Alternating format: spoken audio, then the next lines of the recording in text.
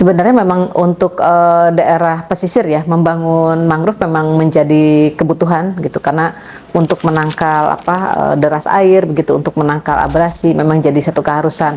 Namun memang yang terpenting adalah ketika proses pembangunan itu dimulai, proses pembangunan itu kan juga harus ada studi terlebih dahulu begitu ya. Studinya artinya bagaimana dampak lanjutannya begitu. Tadi kalau mengikuti pertanyaan yang sebelumnya juga sama, artinya dampak lanjutannya ini juga jadi penting. Kemudian bagaimana tingkat partisipasi dengan masyarakat gitu. Artinya kalau membangun mangrove tapi pelibatan masyarakatnya tidak ada, ya juga percuma ya, karena setiap kebijakan yang top down ini seharusnya sudah perlu beralih menjadi kebijakan bottom up gitu ya. Jadi kebijakan yang lebih partisipatif, lebih mengajak masyarakat, dan kemudian sama-sama mengukur tingkat tingkat resiko kepada masyarakat, juga kepada konteks lingkungan hidupnya begitu.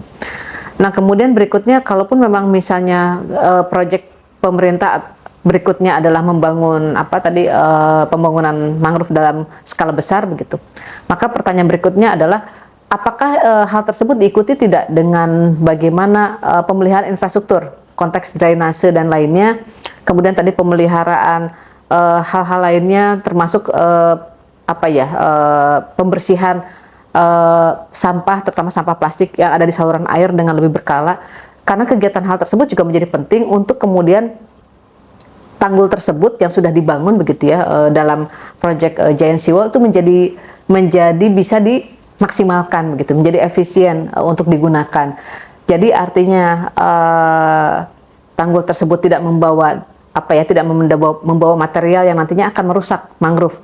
Tapi kalau misalnya tidak ada pemeliharaan secara teknis begitu ya dari konteks tanggulnya, maka tentu akan berdampak juga. Jadi penanaman mangrove yang banyak ini tentu akan merusak mangrove, dan mangrove-nya tidak akan bisa hidup dengan lebih layak begitu. Artinya kenapa mangrove itu perlu hidup? Karena sekali lagi agar mangrove ini berfungsi dengan baik, maka ya mereka harus dijaga tetap hidup, dan salah satunya adalah tadi bagaimana menjaga agar mangrove ini tidak tercemar begitu ya, tercemar limbah plastik dan limbah lainnya begitu. Sehingga ini menjadi penting agar tujuan untuk menangkal abrasinya tercapai begitu.